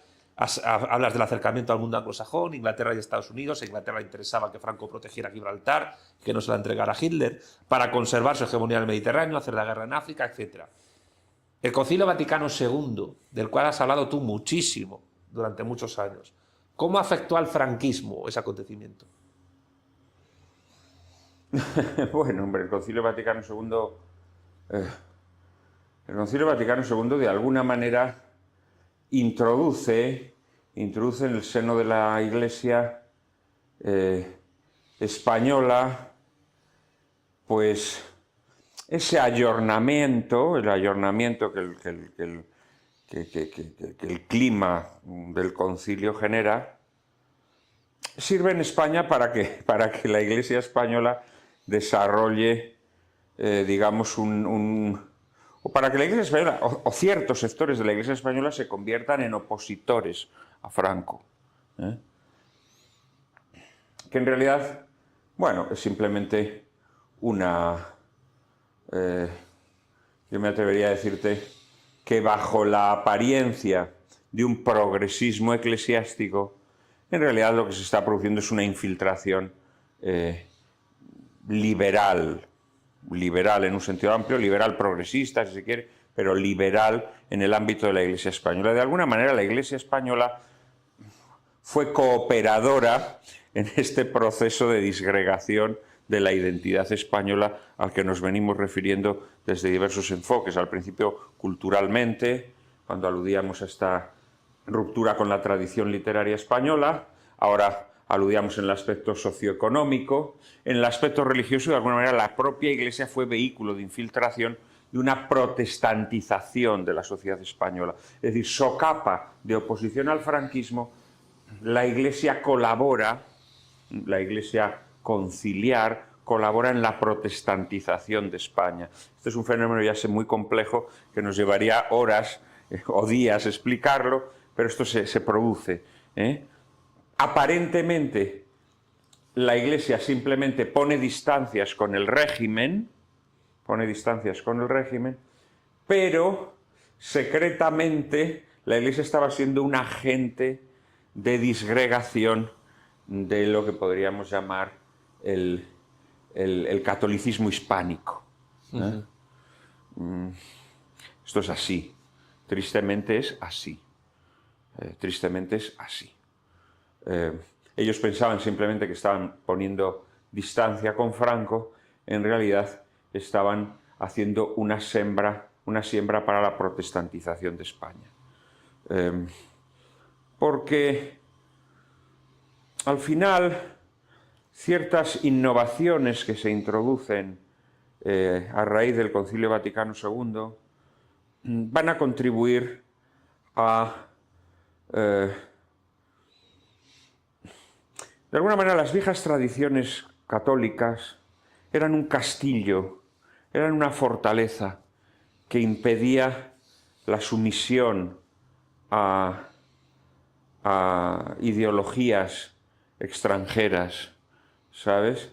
Y cuando ese castillo de la tradición es saqueado desde dentro, los muros se desmoronan y de repente el mundo católico español, que tenía unas características históricas y sociales, que las sigue teniendo en los escombros que sobreviven todavía, pues queda mucho más expuesto a influencias extranjeras, ¿no? En realidad, como tú bien sabes, esto, por ejemplo, en los países de la América hispánica es muy evidente, ¿no? Los americanos utilizan pues, todo el fenómeno evangélico para destruir el mundo católico. Esto está muy claro, ¿no? De alguna manera en España no se hizo, evidentemente, del mismo modo, pero de alguna manera las novedades conciliares contribuyeron a esta disgregación del mundo católico. Esa disgregación del mundo católico, estamos en el año 2025 ya, con un nuevo papa, por cierto, que es León XIV, del cual has hablado hace poco en ABC, en tus columnas. Bueno, tú también has hablado de tu programa. Sí, bueno, y de hecho, bueno, en unos días pues va a haber un encuentro sobre analizar. Hemos hablado de la muerte del anterior, de Francisco, y ahora vamos a hablar de Robert Francis Prevost, un señor que nació en Chicago, en Estados Unidos, tiene nacionalidad estadounidense. Bueno, y nacionalidad peruana también.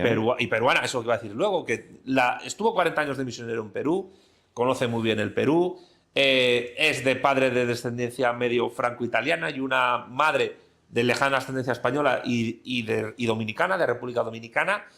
Ya damos un salto internacional, queda poco para acabar la entrevista, pero ¿qué esperas del nuevo Papa? ¿O es demasiado pronto todavía? ¿Es un engranaje más en esta suerte de, no sé cómo llamarlo, descomposición, disolución del catolicismo? ¿O es un signo de esa apertura que está haciendo la Iglesia Católica más allá de las fronteras tradicionales donde ha estado, que eso es lo que se llama Occidente, y que ahora está más presente en eso que se llama, que es un término también que recuerda un poco a lo de los países no alineados, el sur global? ¿Cómo ves al...? A ver, yo creo hoy estamos a 13 de mayo, vamos a decir solo a nuestros espectadores para que se sitúen, no sé cuándo se emitirá esta entrevista. En unos días. Pero es importante que sepan que estamos hablando de un papa que ha sido proclamado hace 4 días, Hace ¿no? nada, claro. De tal manera que no podemos hablar seriamente de lo que va a ser el papado de León XIV o XIV. No podemos hablar seriamente. A ver, quizá podamos hacer un balance del papado de Francisco. Sí, eso es interesante. Sí. Yo creo que esto sería más serio para luego entroncar con lo que pueda ser el papado de León. A ver, yo creo que el papado de Francisco, a mi modo de ver, ha sido una oportunidad perdida. A mí Francisco, humanamente hablando, me producía rechazo. Te puedes imaginar que yo como artista, como creador, no puedo sentir amor hacia una persona que cuando es proclamado papa, pues Benedicto todos los años organizaba un concierto, todos los años, porque él era un gran melómano y se organizaba un concierto en el Vaticano, un concierto muy bonito donde se tocaban piezas de música clásica. Entonces Francisco lo primero que hace es cargar, bueno, lo primero no, pero una de las cosas primeras que hace es se carga este concierto y dice con gran desprecio que es que él no es ningún príncipe renacentista como para ir a conciertos. Y dices, oiga, ¿pero qué tiene que ver ser un príncipe renacentista con ir a un concierto? Hombre, no. Los conciertos es poner la belleza de las artes, de las artes más excelsas, en este caso, la música, al servicio de la gente, ¿no? O sea, un concierto puede ser algo popular perfectamente, ¿no? Quiero decir, a mí Francisco, la verdad, tengo que decirlo, era un personaje que me caía mal, me parecía chabacano, me parecía cutre, me parecía vulgar. Esto lo tengo que decir de entrada. Me producía rechazo, me producía rechazo. Además, él había un regodeo en la vulgaridad, en la chabacanería, todas las cosas que decían eran súper vastas, impropias de la dignidad que representaba, ¿no? Sin embargo, creo que políticamente, digámoslo así, políticamente, creo que su papado pues tuvo líneas de apertura muy interesantes, ¿no? Yo creo que el catolicismo conservador, los sectores de la derecha católica, para disimular su fracaso, habían centrado todas las inquietudes católicas en el mundo, podríamos decir, de la moral sexual y de la familia. Claro, como habían entregado la posibilidad de un catolicismo social, como habían enterrado la posibilidad de una política católica, pues estaban muy obsesionados en las cuestiones de la familia y de la moral sexual, ¿no? Que son cuestiones muy importantes, pero dentro de una arquitectura que tiene que abarcar otros ámbitos, como es, repito, el ámbito del catolicismo social y sobre todo de la política católica. Que esto la derecha católica lo había enterrado. Entonces Francisco tiene líneas de apertura muy interesantes que sacan al catolicismo de esta mazmorra, ¿no? Donde está todo el rato hablando del aborto y de la homosexualidad y de no sé qué, y patatín y patatán, y recupera pues cuestiones que no son propias de él, porque claro, el mundo liberal desarrolla un odio hacia Francisco brutal, ¿sabes? Entonces trata de presentarlo como un rojo, simplemente porque vuelve a poner sobre el tapete la doctrina social de la Iglesia, por ejemplo, ¿no? Vuelve a denunciar las injusticias del capitalismo. Tú sabes que el liberalismo, la idea de justicia social, la aborrece desde el la inicio. odia. Tiene artículos Hayek, No, claro. Ya, pero esto es odio a la doctrina católica, a la doctrina social católica. Sí. Pero Francisco no fue más allá, es decir, Francisco no ha dicho más que lo que ha dicho León XIII o Pío XI o incluso Juan Pablo II. O sea, si tú te lees las encíclicas sociales de Juan Pablo II, están en perfecta sintonía con lo que decía Francisco. Sin embargo, toda esta gentuza empezó a decir que Francisco era un rojo, que Francisco no sé qué. Eso era todo, era una maquinaria de propaganda, ¿me entiendes?, repugnante, que no tenía nada que ver con la realidad. Francisco tuvo aperturas muy interesantes hacia muchas cuestiones, también su visión, nuevamente entre comillas, geopolítica, es decir, las posiciones que adopta en el conflicto entre Ucrania y la OTAN, las posiciones que adopta en las masacres de palestinos en Israel, son posiciones, a mi modo de ver, ponderadas e interesantes. Si Francisco, desde el pensamiento católico, hubiese profundizado en estas líneas de apertura, hubiese sido un papado extraordinariamente interesante. Pero él estaba limitado por dos cosas. En primer lugar, por su escasa altura. Y volvemos a lo de antes, esa chabacanería que tenía, que resultaba verdaderamente ofensiva. Y por otra, él tenía una debilidad, y es que él quería caer bien. Él quería complacer al mundo. Entonces asimila el lenguaje del mundo, asimila paradigmas culturales del mundo que nada tienen que ver con el pensamiento católico, y que además es trágico porque él podría, por ejemplo, el tema ecológico, el tema de la ecología, El pensamiento católico, naturalmente, que hay un pensamiento católico que nos obliga a respetar la naturaleza, a ejercer un dominio justo sobre la creación, y él podría haber desarrollado, naturalmente que sí, estas cuestiones desde el pensamiento católico. Pero ¿qué hace? Asume toda la morralla del cambio climático, etcétera, etcétera, ¿no? Sí. Y esto es lamentable, es penoso, o sea, porque tenía todos los elementos a su favor para haber desarrollado un pensamiento católico sobre el tema ecológico, que por cierto ya está presente también en las enseñanzas magisteriales de la Iglesia, ¿no? Entonces, dramáticamente, él para caer bien,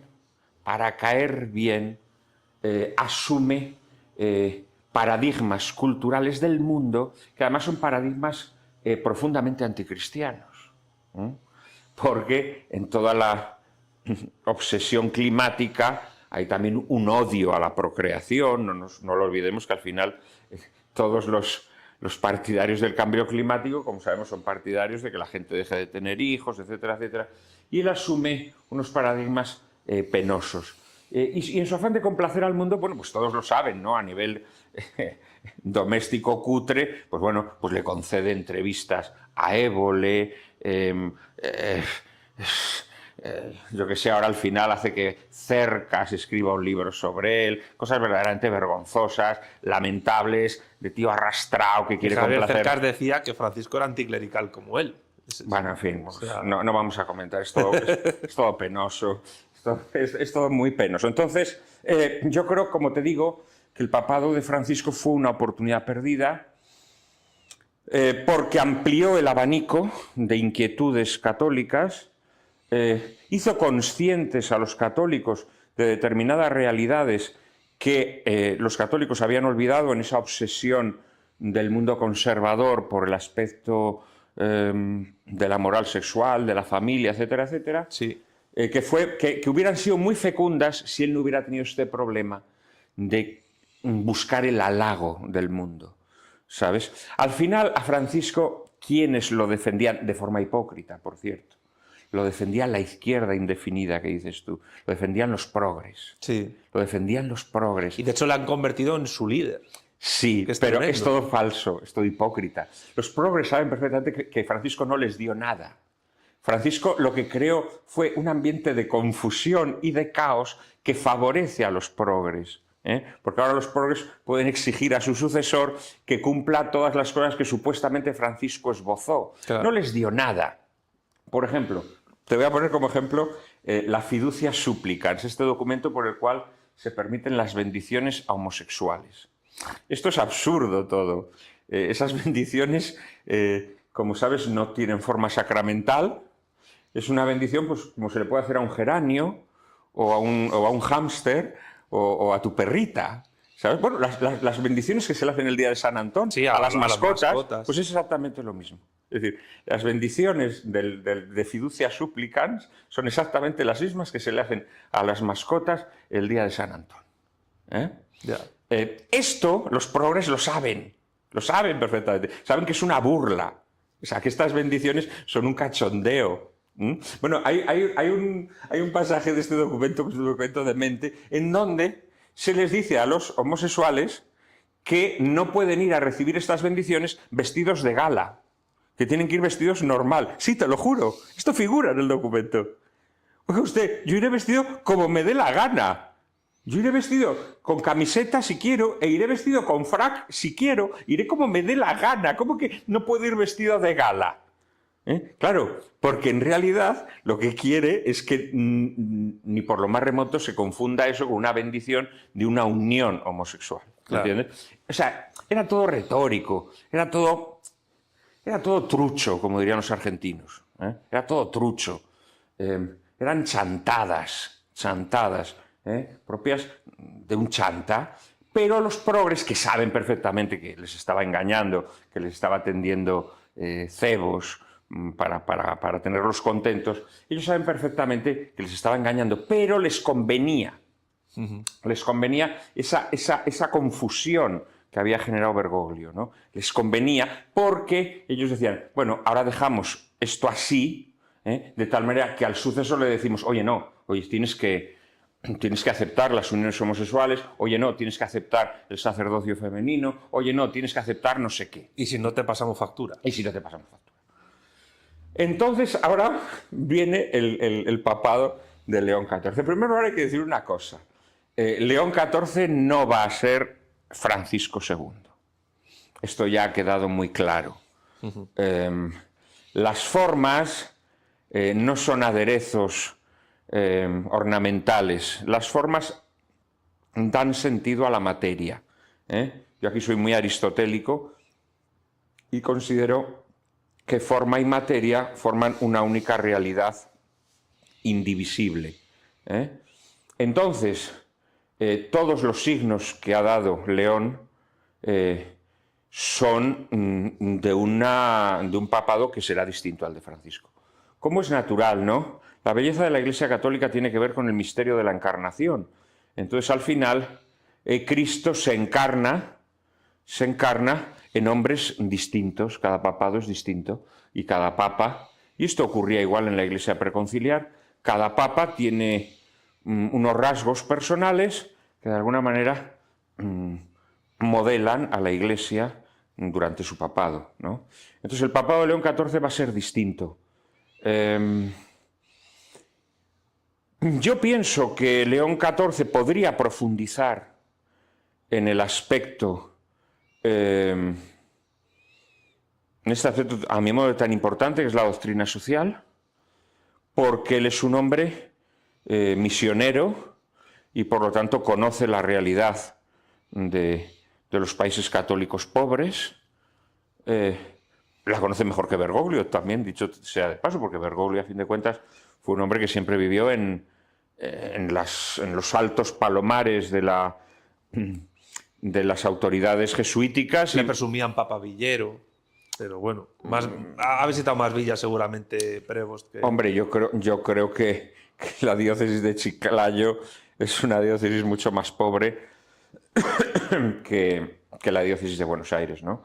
Entonces, en este sentido, creo que puede profundizar en estos aspectos con una seriedad doctrinal mayor, y creo que puede detener toda la pachanga doctrinal que introdujo Francisco, ¿sabes? En este sentido, a mí determinados gestos, porque hasta ahora solamente se pueden hablar de gestos, me han parecido muy interesantes. Mira, te voy a poner un ejemplo que no se ha destacado, o al menos en estos momentos cuando estamos hablando, no se ha destacado, pero que a mí me parece muy significativo. Como sabes, una vez que el Papa es proclamado, el Papa hace su primera misa, etc., pues tiene una reunión con los periodistas que han sido destacados durante el cónclave en Roma. En el aula Pablo VI, que es un aula inmensa. Yo estuve allí cuando fue proclamado Benedicto XVI. Pues se reúnen todos los corresponsales, toda la gente que ha estado cubriendo la información, ¿no? Y él pues les hace una locución. Por cierto, la locución que hizo León ha sido extraordinaria, magnífica, exhortando al periodismo a que recupere su compromiso con la verdad en un momento en el que la prensa se está convirtiendo, la prensa oficial, la prensa sistémica, se está convirtiendo en una vía de difusión de bulos y de desinformaciones, porque los bulos y las desinformaciones no vienen de Twitter, o en todo caso los que vengan de Twitter pues enseguida se desenmascaran. Los bulos y las desinformaciones vienen de las grandes agencias, de las grandes cabeceras, etcétera, etcétera, ¿no? Ha pedido que aboguen por la paz desde la prensa, en un momento en el que la prensa está cooperando con el belicismo de toda la chusma que rige el pudridero europeo. En fin, lanzó mensajes francamente muy valiosos, ¿no? Muy valiosos. Entonces estos discursos, de forma natural, siempre se clausuran pues, con una bendición del Papa a los periodistas, ¿no? Bien, Francisco no bendijo a los periodistas y alegó que no los bendijo porque entre los periodistas había periodistas ateos y él no quería ofenderles. A ver, Santiago, tú eres ateo. ¿A ti te molesta que tú estés en un encuentro con el Papa en donde hay, no sé, 1000 personas o 800 personas y que el Papa al final bendiga? Mira, yo tengo amigos sacerdotes y me han bendecido. Pero por el amor de Y Dios, rezan por mi conversión. esto es una cosa demente. Esto es una cosa demente. ¿Para quién le va a ofender que le bendigan? A nadie. Si no crees en el Dios al que invocas en esa bendición, pues no sé, pues es como si, no sé, pues como si te bendicen en el nombre del régimen del 78, ¿no? Pues dices, Que bueno, lo pues nada, hacen, pues, que lo hacen de alguna manera. Sí, hombre, bueno, por supuesto, nos están bendiciendo todo el rato. En nombre del régimen Y del 78. maldiciendo. Bueno, pues Francisco no hizo esta bendición. No hizo esta bendición. Que por supuesto León sí ha hecho. No solo la ha hecho, sino que la hizo solemnemente y además en latín. Cuidado, ¿eh? La hizo solemnemente y además en latín. Eso también es un mensaje. Es un mensaje. Entonces creo que sí, que va a haber una nueva línea, que no va a ser una ruptura dramática. Es evidente que León va a tener podríamos decir, una continuidad creativa. Esto es lo que a mí me gustaría que hubiese, una continuidad creativa. Es decir, que tomase lo bueno de Francisco, que arrojase a la basura lo malo, y que sobre lo bueno, en conjunción con la tradición de la Iglesia, llegase a lugares que yo creo que en estos momentos la Iglesia puede llegar y que no ha tenido el valor de llegar. Yo creo que la Iglesia posconciliar, después de un momento de desintegración progre, se refugia en un cierto conservadurismo que representaría a Juan Pablo II. Después, a través de Benedicto, se trata de profundizar en la tradición, pero de forma torpe y débil, y además es despedazado inmediatamente. Y con Francisco, desgraciadamente, su obsesión por ser aceptado por el mundo progre hace que los elementos más interesantes de su papado se malogren o se frustren.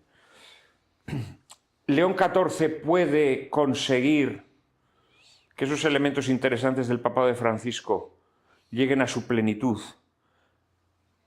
recuperando la savia de la tradición de la Iglesia. Ojalá esto ocurra.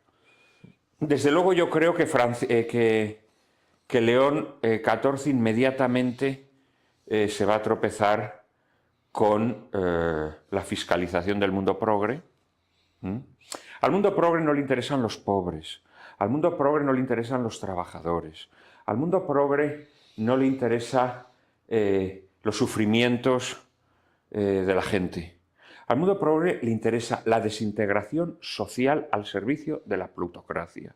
Eso es lo que le interesa. Al mundo progre le interesa toda la morralla de lo que yo llamo el sopicaldo penebulbar, para lograr sociedades estériles, sociedades ensimismadas que se miran el ombligo y que se olvidan de sus hijos, que se olvidan de la defensa del cuerpo social, de la protección de la comunidad política.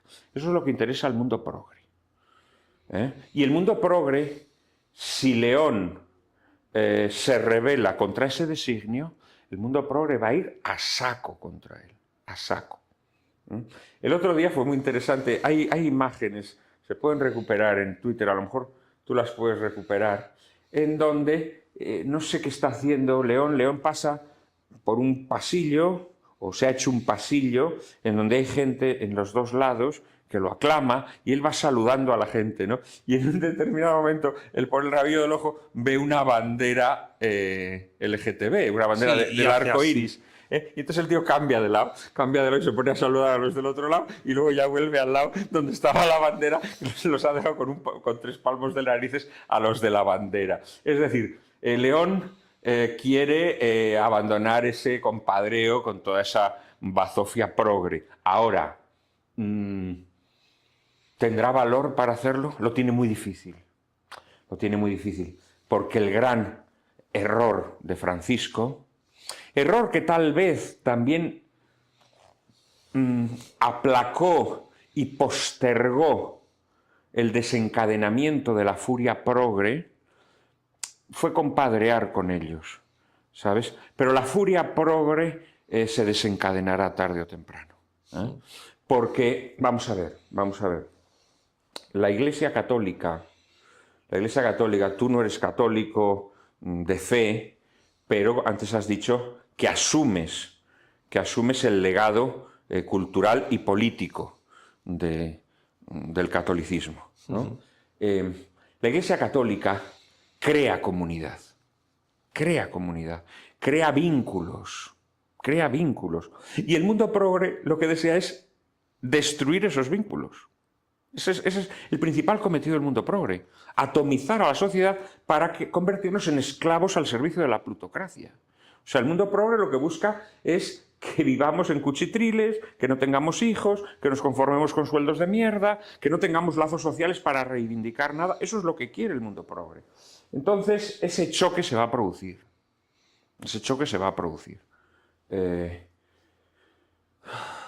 Es un papado apasionante.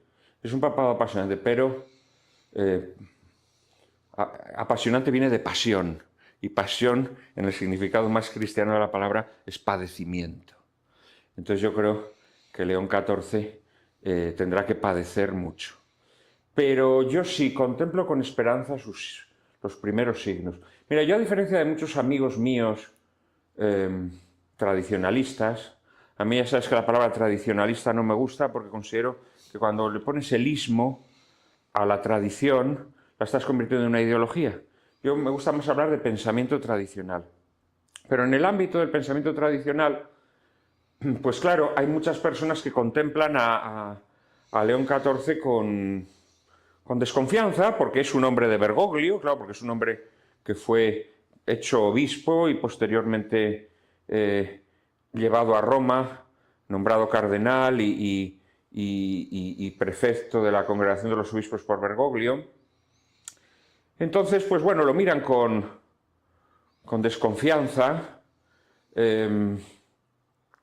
Yo no, la verdad, no lo miro con ninguna desconfianza, lo miro con bastante esperanza.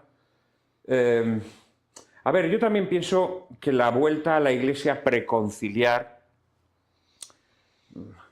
eso es inconcebible, así de buenas a primeras.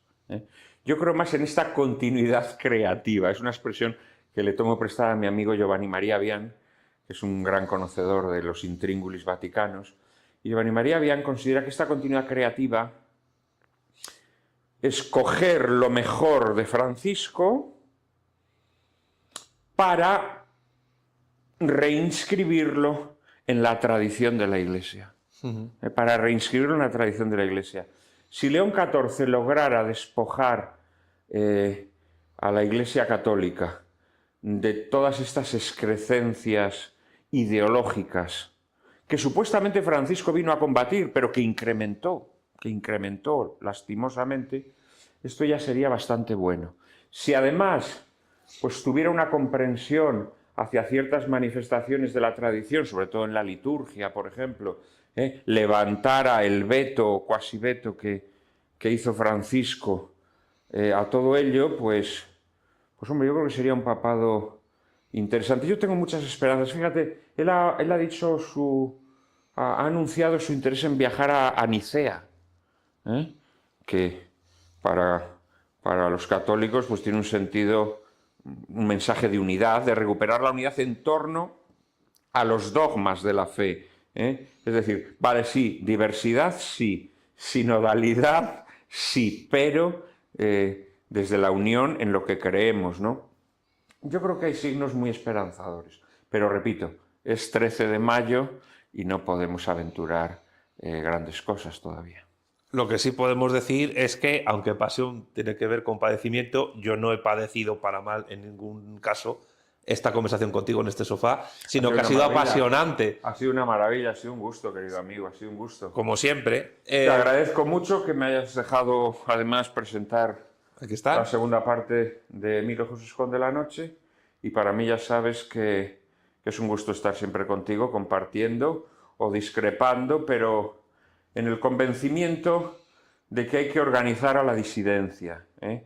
Frente a esa España pancista, hay que recuperar la España de la rabia y de la idea, la España que no comulga con ruedas de molino y que más allá de que seamos personas que podemos discrepar en aspectos concretos, pues la realidad es que también podemos coincidir en otras cuestiones, ¿no? Y esto es muy importante. Hay que ir formando masa crítica, ¿no? Hay que ir formando masa crítica para revolvernos contra la tiranía. Y remontar el río como los salmones. Efectivamente. Decía Chesterton que solo quien nada contracorriente sabe que está vivo, porque para avanzar tiene que bracear enérgicamente, mientras que quien nada a favor de corriente, como la corriente le arrastra, puede estar muerto y pensar que está vivo porque avanza, ¿no? La única manera de estar vivos es nadar contra corriente. Y eso que decían, que el destino favorece al que se deja llevar, pero bueno, no siempre, ¿eh? Bueno, el destino no favorece a quien se deja llevar. Yo creo que dejarse llevar es lo más indigno que uno puede hacer, ¿no? Dejarse llevar es convertirte en materia inerte, ¿eh? Que se deja llevar por inercia, nunca mejor dicho, ¿no? Entonces, no, yo te diría que siempre hay que navegar contra corriente. Eso es lo que nos mantiene vivos. Y despiertos, ¿no? Despiertos, porque a mí me da mucha pena, la verdad, ver a tantas personas absolutamente cretinizadas. Es algo monstruoso, cómo se dejan manipular la gente. La verdad es que produce pavor. Fíjate, en mi novela, en un coloquio que mantuve con el coronel Baños, Sí. pues hablaba yo irónicamente de los paralelismos que se podían extraer entre la Segunda Guerra Mundial y nuestra época, ¿no? Sí. Ya que siempre los gerifaltes del pudridero europeo pues están siempre diciendo pues, que Putin es como Hitler y tal y cual, ¿no? Y pues oye, vamos a extraer paralelismos en el sentido contrario, ¿no? Y un paralelismo muy evidente que en mi novela está muy presente es como los nazis, incluso en condiciones ya bélicamente muy malas para ellos, tenían la obsesión de que los entretenimientos funcionasen a todo trapo.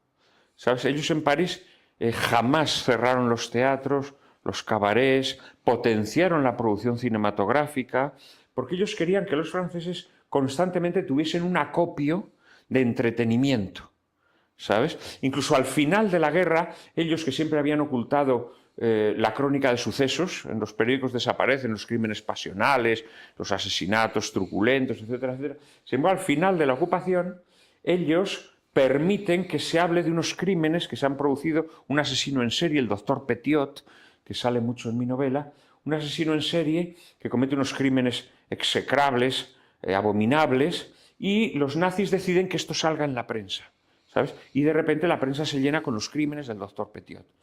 Ahí sí que hay un paralelismo muy evidente. El régimen del 78 también está muy preocupado de garantizar el entretenimiento a las masas. Fíjate la importancia que le dan al control de la televisión, cómo están convirtiendo la televisión en un auténtico lodazal con programas abyectos. Fíjate qué obsesión por controlar la prensa. Fíjate qué obsesión con subvencionar a los jóvenes el ocio cultural. Fíjate qué obsesión en subvencionar el cine. Aquí sí que hay un paralelismo clarísimo entre el nazismo y el régimen del 78. Es muy interesante. Pero bueno, se podrían sacar muchos otros paralelismos, algunos de los cuales, como te digo, hice en el coloquio con el general Baños, así que no nos vamos a repetir. En cambio, no lo comenté, pero es muy evidente. Hoy ha sido un gusto. Nosotros no estamos aquí para entretener a la gente, sino para hacerla pensar. Para hacerle catacoque a la cabeza. Muchas gracias, Juan Manuel. Muchísimas gracias. Pues espero que hayas disfrutado del primer encuentro en este sofá en mi canal de YouTube. Así que gracias y hasta la próxima. Si te ha gustado este vídeo, por favor, dale pulgar arriba y en la caja de comentarios deja tus impresiones. Escríbelas abajo. Si te gusta mi contenido audiovisual, por favor suscríbete a mi canal y activa la campanita para que te lleguen más novedades. Si quieres conocer otras redes sociales donde estoy promocionando mi trabajo en YouTube y también otras tareas que hago, mis libros, mis artículos, ponencias, charlas, congresos, apariciones en televisión y radio, mi trabajo en el Instituto Beatriz Galindo La Latina o mi trabajo con las vanguardias socialistas iberófonas y en concreto con Vanguardia Española, puedes encontrarme en TikTok, en X, en Facebook, en Instagram y en Telegram. Y si queréis conocer el trabajo de toda mi vida, no tenéis más que visitar mi página web oficial www.armesilla.org. Sin más, me despido, un saludo a todos y hasta la próxima.